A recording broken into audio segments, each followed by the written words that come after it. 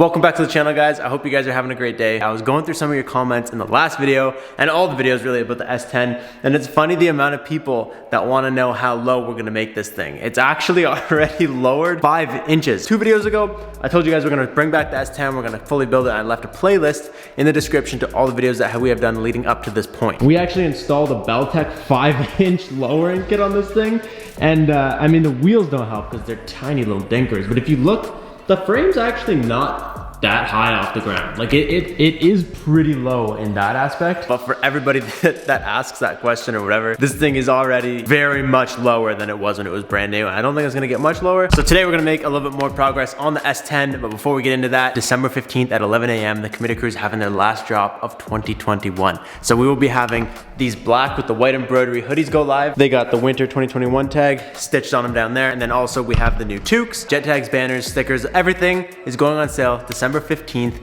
at 11 a.m. Eastern Standard Time. I just wanted to give you guys a quick reminder before we get into today's video, which actually started, I want to say in September. Me and Chris went to the Junkyard. I don't even know what the real intention of going to the Junkyard was, but we went to the Junkyard and we found some gold. And by gold, I mean this dead ass 1997 Ford Exploder, which just happens to house one of the final parts we needed for the LS swap.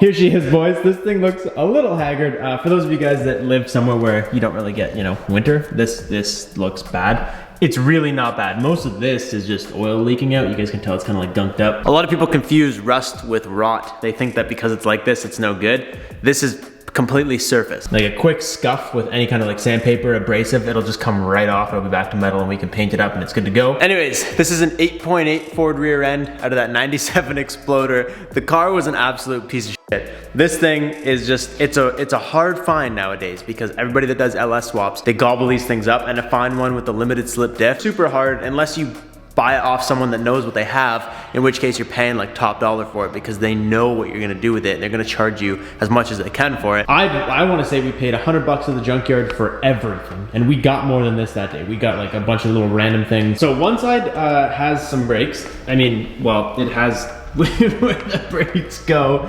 The whole thing needs to be like cleaned up and painted, and that's actually the reason I decided to do this today instead of later, because we're obviously going to clean up the frame and everything like that, so we may as well do this at the same time. We just got to make sure it fits. So we took off all like the calipers and all that stuff because we're just going to buy brand new ones. The brakes on the other side we took off. These ones, I don't know why we left them on. It's got a sway bar, but we cut the end links. We did keep the hard lines though. I don't really know if we can use them, but we kept them just in case. Other than that though, like I mean it's a rear end, and it's from a Ford.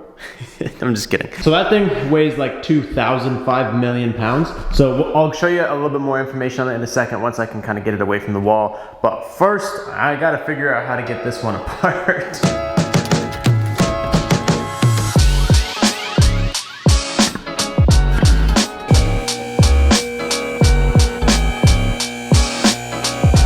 Dude, I'm not gonna lie, I never thought they looked any different until like I had them in the same room. Dude, this is such a dinker compared to this. Now this dude, it's probably gonna look similar, but it's a lot thicker. Like that's me wrapping my fingers around it, and that's me wrapping my fingers around this. Like look how much tighter I get on this one. It's a tiny little dinker, and the real difference is that obviously this one is open diff, and this one is a limited slip. So that's like major goodness.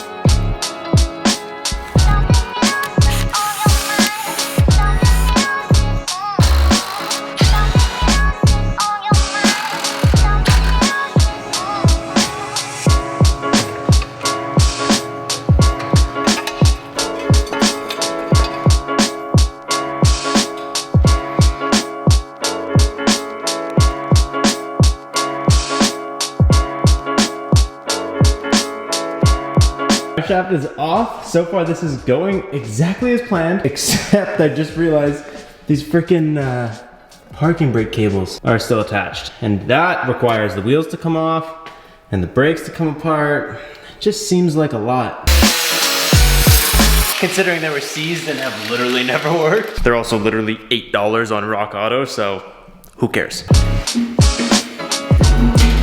Dude, this actually worked so well. Oh my God, look at that. It doesn't even hang, when it hangs, it doesn't even hit the ground. You can literally just wheel it around by the wheels. God, that is so nice. If my quick little Google search is correct, then this 97 Ford Explorer has the one and only 5x114 bolt pattern, which would be ideal.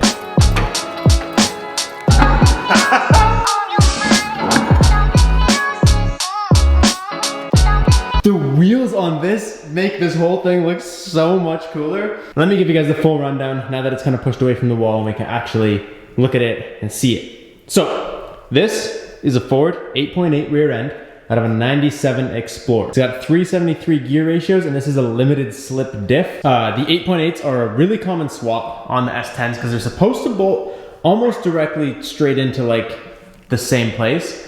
The only difference being they're a little bit wider. So you can see right here, these are where like the leaf springs sit. So that's almost pretty much in line. And this one is almost pretty much in line. It's a little bit wider, but apparently it still works. There's like a whole forum on people saying you don't need to do any modifications, it'll just sit in there.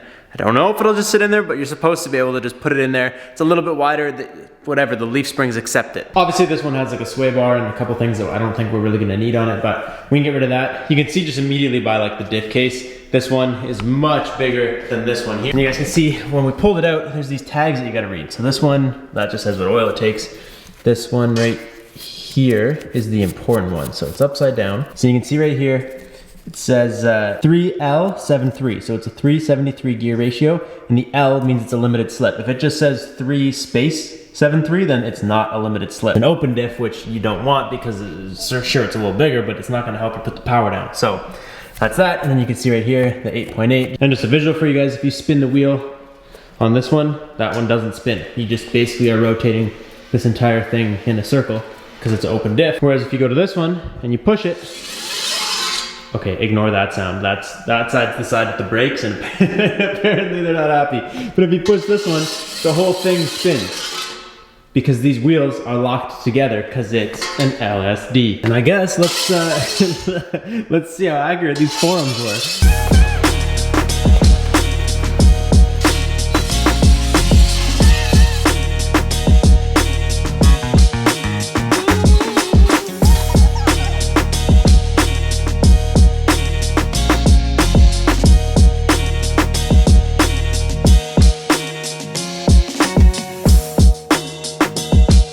Dude, this is so close, dude. Look at this.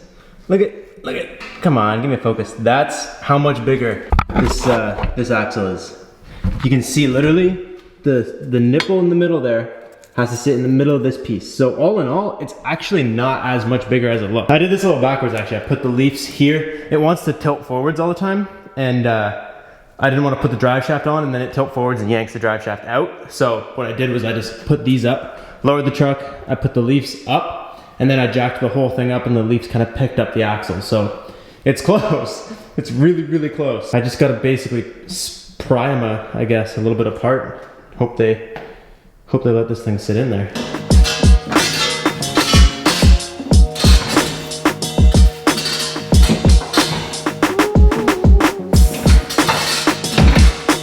I got it. You heard it here first. Not fun. It works, dude. We seated both sides. They're obviously a little bit, you can see they're like tilting out a little bit. So honestly, I think what I'm gonna do, when I clean this up, I'm just gonna bore that hole out just a little bit. Because once you put like the U-bolts on there, there's no way it's gonna shift back and forth anyways. So I'm just gonna bore those holes out just a kiss, just to kind of fix that. Because if we don't, what's gonna happen is these leaves, you actually can see it right now.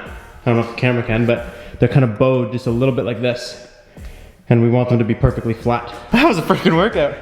Trying to get that on, dude. Holy crap. And this is actually suspiciously close. Like, I really didn't think it was gonna even be this close. This definitely seems like a lot less fun to get the U-joint in and out of. Seems like you gotta kind of beat each side in there. This guy's gonna come up. He's sitting right there. This actually wants him to sit about a 1/4 inch further away from the diff. We have, bruh.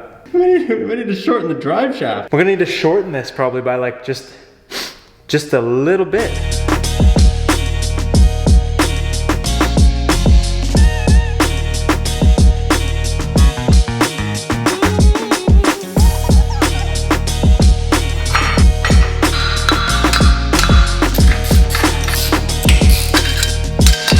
Well, we don't want to listen to that anymore.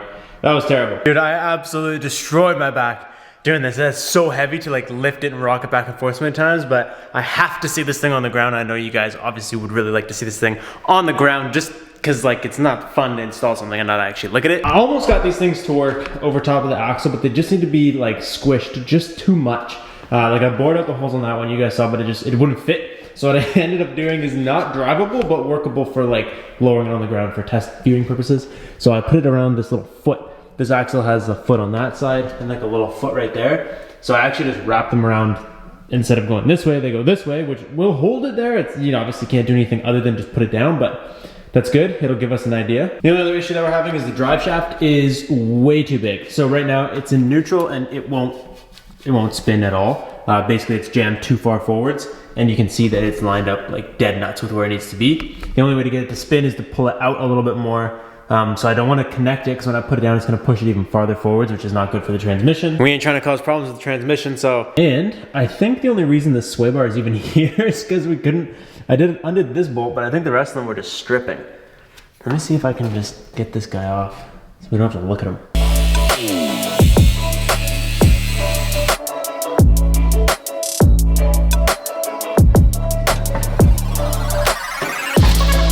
Go. This thing is so gross. Yeah, I hate like filming this thing right now because everything is like rusty and gross. But I kind of like it at the same time because once we start doing work, the progress will be so visible, it'll be unreal. Yeah, so we gotta cut these tabs off too, but we actually have to cut this whole thing off.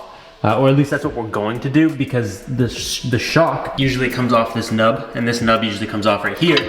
And basically you have a clearance issue because it's supposed to run right to this. So when it runs down, it ends up hitting this when it gets too low. So what we're gonna do is just lob the bottom, probably the whole thing actually off. You can see underneath all the yuck, it's just welded onto this. So we'll just cut this whole thing right off on both sides, get rid of it. We don't have to look at it. We are good to go. We also do have this. I was telling you guys about it, but I may as well show you guys about it too. I told you guys we had some block brakes. This is just the pads. We don't have any rear calipers. But this looks like it's gonna be the rears. They're kind of like nice and dinky. And then these are most likely the front. You can tell they got like the weird classic GM slider pin thing on them. So these are nothing super crazy, but that's actually okay because it's kind of annoying having super crazy sometimes. Like the Genesis, absolutely love the fact that I have racing brakes on there. The Z, however, it squeaks. Once they get hot, then the brakes are fantastic, dude. Like they're so good. I'll never complain about them. But you're in like a nice ass Z, and then every time you stop, it squeals, and people that don't know anything about cars or whatever, they just think you got some busty ass car because it's squeaking, which is not the case. It's just that your brakes are so good, they make noise. Sometimes it's embarrassing. But all right, boys, let's put some wheels on this boy and see what happens, I guess.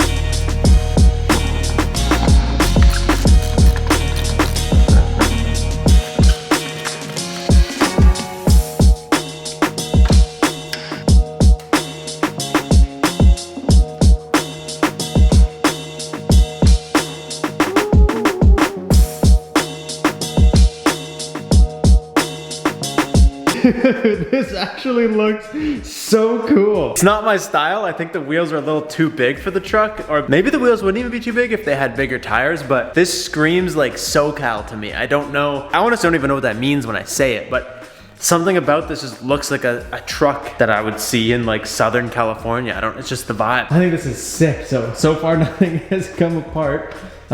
Keep in mind the bed's still, it's actually kind of on an angle. You can see it's like this because it's not bolted in, but so what happened, it's very evident here. You can see right here. And then on this side, we have so much more tire. I put one on and then I kind of pressed it away to put the other one in. And basically I think one leaf got pushed and the other one stayed straight. The axle is not gonna sit like that forever. If we could get this fitment on both sides, that would be sick, which means we'd have to get a little bit of a different set of wheels. These wheels obviously poke a little bit too much because we're gonna get a compromise somewhere in between that and this. And obviously anything more than that side to me is too much. And obviously it'll look a little better too once we have like a brake rotor, calipers and stuff going on in here. But damn, every time we put something nice like this on, it just makes me excited to see the truck complete and nice. You can see instantly when I jack this thing up why the axle sits more this way. See how this is all stacked, super flat? Probably because I tightened this one down first. So this one all sat really nice. And this one, you can see it's not actually even sitting super perfect. It's kind of all messed up. So right now you guys saw the drive shaft is lined up basically perfect to go here. But what I couldn't show you, what was hard to show you is look how deep it is. Holy shit, dude, it is in there. This yoke is for a S10. It just happens to fit the same as the 4L60E because I guess it's a GM product, but there might be a shorter yoke. In which case, if we could get something that was a little bit shorter, maybe eliminated a little bit of this thickness here and was just kind of like immediate and didn't go in so deep.